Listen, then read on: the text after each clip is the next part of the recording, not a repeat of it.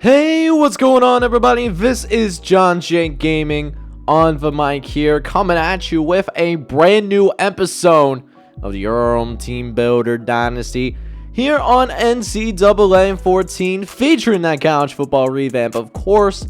And we are here with our very first Big Ten matchup. We're taking on the Indiana Hoosiers. They have a B- overall squad, B- offense, B defense. Meanwhile, we got a B+ overall squad, B offense, A- defense, and we have the prestigious Lee Corso siding with us in our, very first Big Ten game in school history. So I'm excited about this episode, man. And if you guys are as well, I do need you guys to do me a favor real quick. Smash that like button for me. Hit me up with that subscribe button if you haven't subscribed already. Let's go ahead and get into it, man. Our very first Big Ten game. Let's get it.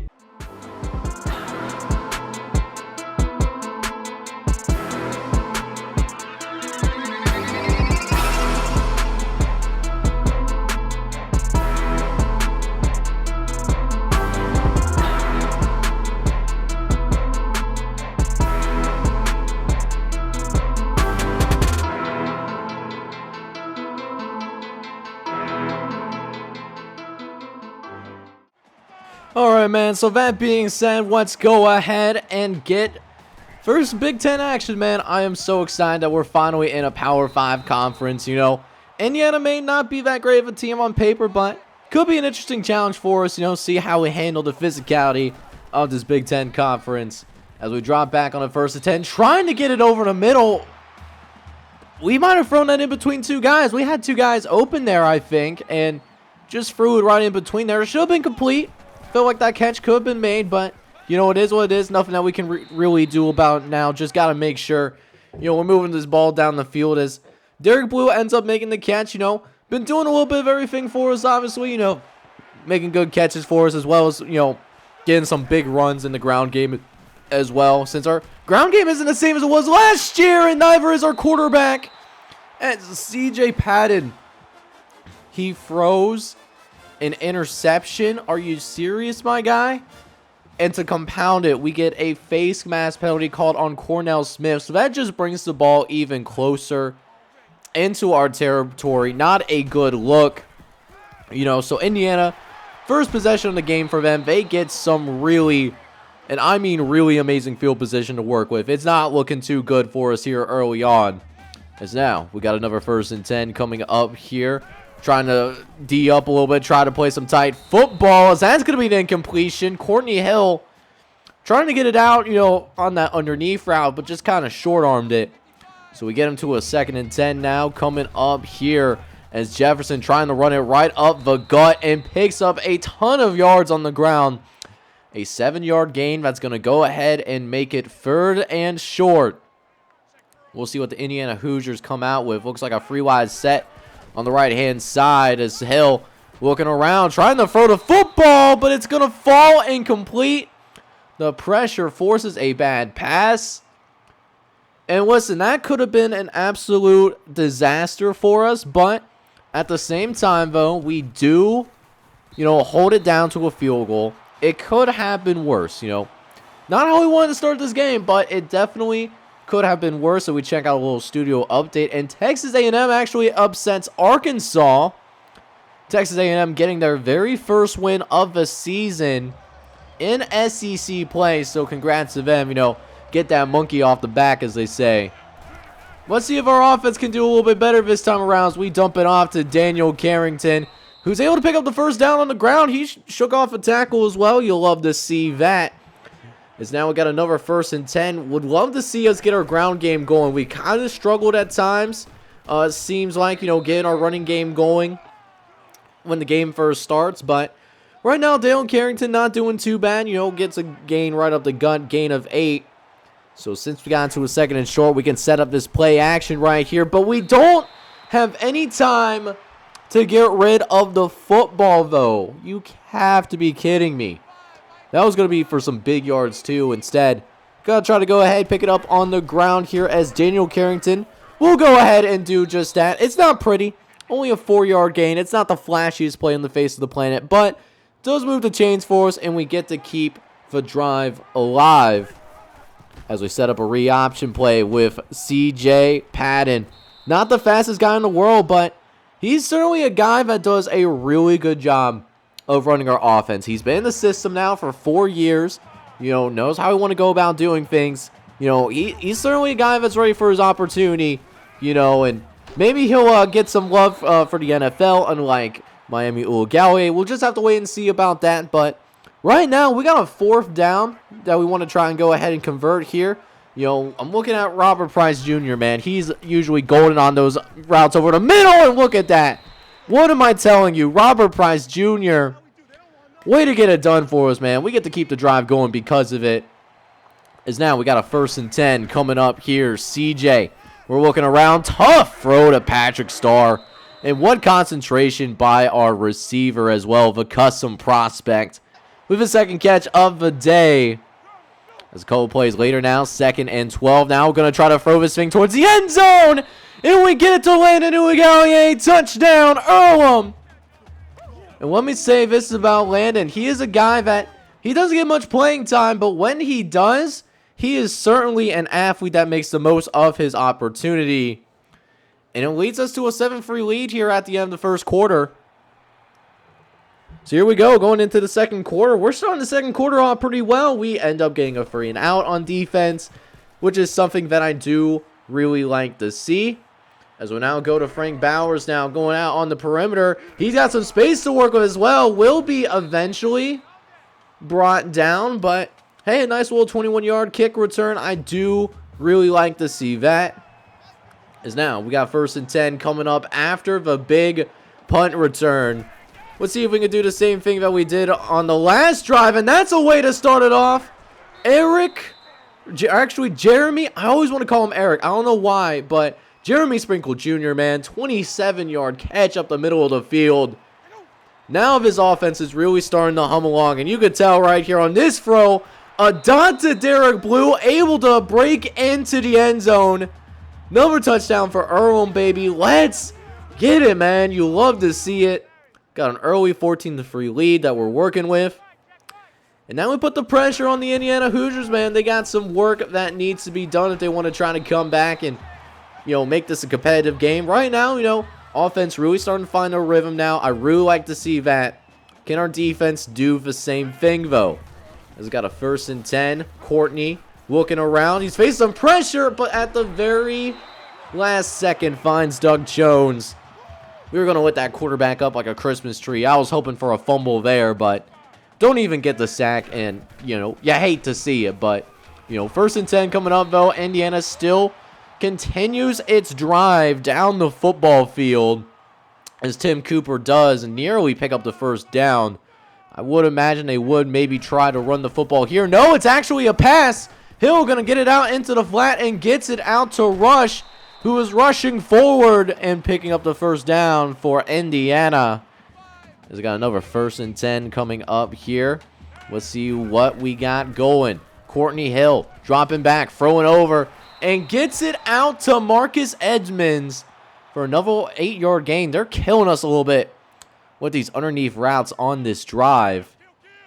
As on the next play, it looks like a 4-wide set here, doing a play action. Gets it out to the perimeter where Edmonds is, and is going to find the end zone. Touchdown, Indiana.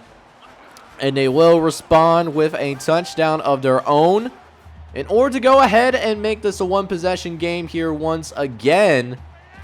As we'll now go about, trying to get another touchdown. We scored on touchdowns on 2 consecutive drives, but it's in jeopardy as CJ Padden fumbles the football. But at the very least, at least it's a fumble out of bounds, right? So we can still, we got the 1st down, got that taken care of. We almost threw an interception a couple plays later, though. Dave Tatum doing a really good job running that route for Derek Blue. But now we got a 3rd and long coming up here. We're stalling out here. Looking over the middle, though, we got Jake Elliott, who's lit up and can't hang on and make the catch. So that means we will have to go ahead. We have to punt the football away for the time being, but defense does at least force another 3 and out. So we got some time here trying to go ahead, trying to make a throw downfield, looking for Jeremy Sprinkle Jr. but that is deflected away at the last second. As we got 2nd and 10 now coming up here. CJ looking around, gonna get it out to Jake Elliott. Got one man left to beat, can't get away from him though. But a good play here by Jake Elliott, gonna go on the ball here, trying to run some no huddle. Want to run no huddle maybe a little bit more often here this season, just because, you know, we don't have as much experience on either side of the ball. So whatever we can do to maybe keep the defense a little bit more off balance and, you know, get some more positive results from our offense, that's what I want to go about doing. As we got 3rd and 6 now coming up, trying to throw it dangerously over the middle. Not a smart throw whatsoever. But we will try to go for it here on this 4th down. 1 for 1 so far. Can we make it 2 for 2? But the problem is, nobody was open. There was nobody to throw the football to, and that's how this first half ends, man. We're in a close one against Indiana in our Big Ten debut. So let's go, man. Let's go ahead and get the second half now officially underway. See if we can play a little bit better. Felt like there were some times where, you know, we were driving the ball downfield, but, you know, again, just kind of leaving points on the board, it seems like, whether it's, you know, turnovers, whether it's just, you know, not executing how we need to be. You know, it's a 4-point game, but it feels like we should be up by more, kind of is one of my things. As David Smith almost gets us an interception right there. Oh, you got to make a catch for me, my guy. But instead, we got 2nd and 10 now coming up here as Courtney Hill drops back. He's looking over in the middle, but it is incomplete. Nate Hunt was there on the coverage. So we do go ahead. We do at least get them to a 3rd and long. I'm looking for a turnover here, baby. Let's get it done. Hard to get a turnover on a halfback screen, but we do contain it well enough to force 4th down and to get the ball right back into our hands once again. Let's see if we can do a little bit better here on this drive as we throw over the right-hand side. Get it to Jeremy Sprinkle Jr. again. These tight ends that we brought in, whether it's Jeremy Sprinkle or, you know, our other tight end, doing some good stuff, man. I really love what I'm seeing from our tight ends in this offense. You know, doing the blocking, doing a great job receiving. And I'm loving this run here as well. Patrick Starr looking for the end zone, but the super dive, cheese, stops the end zone. He was gone like a girl in a country song, but nice play by the DB to save a touchdown. So we got to go ahead, try to run it in ourselves here. Devontae McCary is going to get us a lot closer, 5 yards off his very first carry of the day. But we're here on 3rd down now. Just man versus man. Who's the tougher line? But Indiana holds. We trying to go fullback dive. Ryan Smith cannot punch it in. And our coaches want to settle for a field goal, man. That is so unfortunate.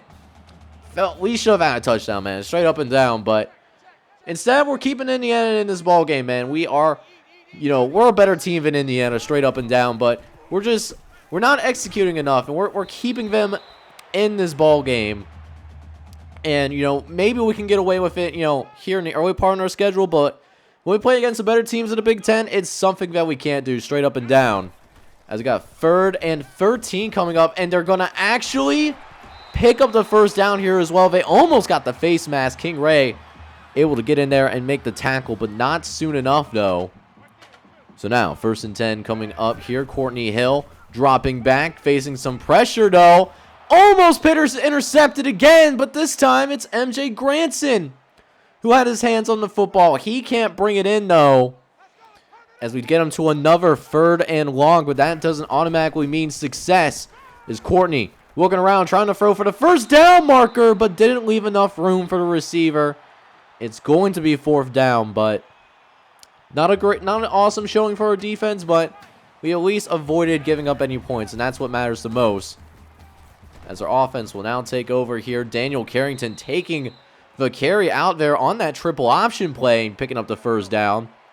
We'll see if we can keep going to him on the ground here, calling another run, calling 35's name, and he's got some space to work with. He picks up another nice gain on the ground. Daniel Carrington really feeling himself here in the second half, and if it's broke, why fix it? You know what I'm saying? Going back to Daniel. Damn, Daniel, I see you, my guy. Huge run here. 32-yard gain.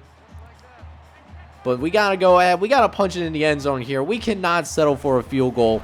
This up close. And Carrington, what a star on this drive, man. Touchdown, Earlham. And we get it back up to a 2-score game, man. You love to see it. And it now puts the pressure right back on Indiana once more.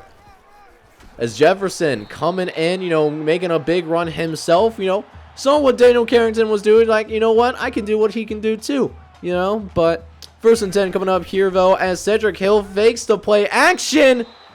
He had a man open, man. He had a receiver, but the pressure once again helping us out just enough to making sure we get him to this 3rd and long. Although Indiana will end up picking up another 1st down. We were doing really good on 3rd down conversions for the most part, but in this second half, Indiana is doing a little bit better of a job with that. As now we got 1st and 10. Courtney dropping back, gonna dump it off to Washington, who was all by his lonesome. It almost manages to pick up the 1st down here too. Leading to a 2nd and short, gonna go ahead and bring the blitz. Able to throw out of it, but the pass was simply not accurate whatsoever. As we'll go ahead and get him to a 3rd and short right here. Is now Courtney dropping back. He's looking around, trying to get it over in the middle, but froze behind his receiver. And that sets the stage for the 4th quarter. Get those 4s up in the chat as well as in those comments, baby. We got a 2-score game, and we're looking to win our very first Big Ten game in Earlham football history. Only 1 quarter left, man. Let's take care of business. So let's go, man. 4th quarter now officially underway as we got a 1st and 10 coming up here. As Courtney Hill drops back, gets it out to Washington over the middle, picks up a 1st down. And do we have another face mask? I swear if it's another face mask. Oh my goodness. It really is another face mask. They get Chris Rogers too. That's one of our new starters, man. He filled in for the graduation / NFL aspirations of Justin Burden. And, it's some big shoes to fill, man, but not doing so hot as what a deflection, though. Chris Rogers. Okay, I see you. Nice play there, my guy. Gotta respect it. As we got 2nd and 10 now coming up, trying to run the speed option and actually get some good yardage. Again, another play for Chris Rogers to make. He forces Courtney Hill out of bounds. But it's only 3rd and short coming up here. Not that it matters. They're going to have to go for it on 4th downs from here on out. As Washington trying to run it up the middle, but look who blows it up. King Ray, another new starter on this defense coming through. As we got 4th and short now coming up. Courtney dropping back, looking for a man and just tosses it out. Hoping to get it to Marcus Edwards. And somehow it does. So now, 2nd and goal coming up. Couple plays after that 4th down conversion. Courtney Hill looking for somebody to get open, but eventually runs out of time, though. As SpongeBob SquarePants gets his 1st sack of the day. Finn Otis was there initially with the pressure. Is now 3rd and goal. Hill dropping back some more. Trying to throw it towards the end zone, but left it a little short for Mark Terry. We're going to have yet another 4th down stop. Can we get them off the field? Got a lot of space that we need to work with here. Let's see. Courtney dropping back, facing pressure. Gets out to Jefferson, and he's forced out of bounds. That is going to be a turnover on downs, and now we have ourselves a chance to go ahead and run some time off the clock ourselves. But that being said, though, we're in the shadow of our own goal line, man. We got to be really careful with how we approach this drive. Because even though we got the stop on defense, we got to get ourselves out of the end zone. At least pick up 1 1st down. But it might be hard for us to pick up the 1st down going to Daniel Carrington. But he fights forward. And he will manage to get himself the 1st down right there. So that helps us out quite a bit. We can run a little bit more time off the clock. As Padden dropping back, looking over the middle. Finds Jake Elliott. He also picks up yet another 1st down for us here as well. And that gives us another 1st and 10 to work with as well. Now, feeling a little bit more comfortable with the idea of trying to run a little bit more time off the clock here as Daniel Carrington picks up the gain of 7. He has over 100 yards on the day. You'll love to see it.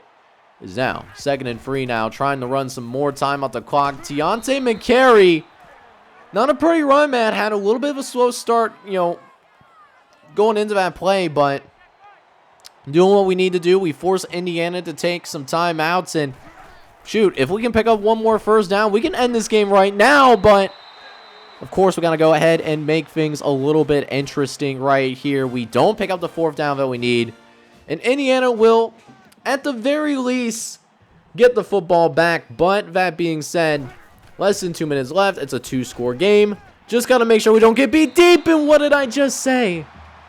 Bro. My God, I got it on conservative.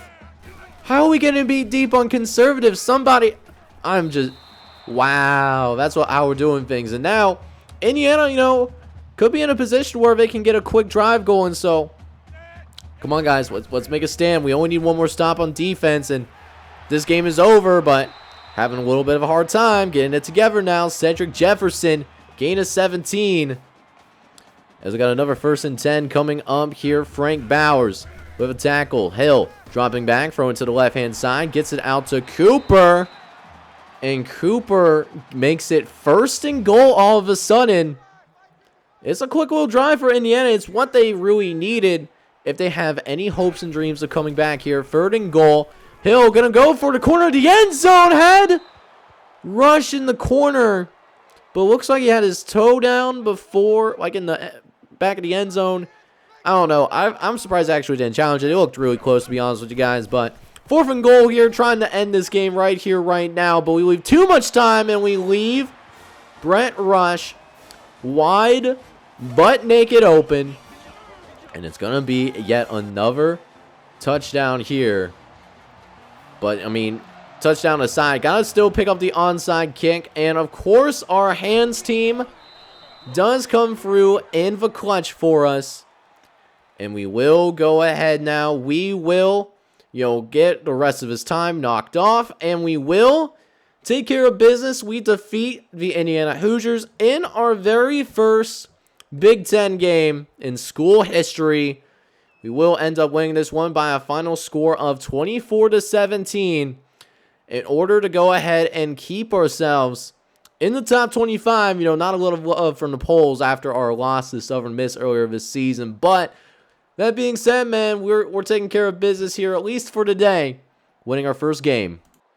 Alright, so we will end up surviving the upset bid against the Indiana Hoosiers. And I don't know, it seemed like one of those games where, even though it was an uglier, tight defensive game, it felt like we could have done more on the offensive side of football. We outgained them 386 to 278, did a great job running the football. Passing the ball, we were pretty solid too. Felt like we were more efficient, but what kind of killed our vibe was that, we weren't very good on 3rd or 4th down when we had the offense out there. And again, we also lost the turnover battle, but hey, we did end up winning, and that's all that matters at the end of the day. So checking out the stats for our guys, and we will start out with CJ Padden, who had another nice little game for him. 17 for 28, 225 yards, 2 touchdowns, and a pick.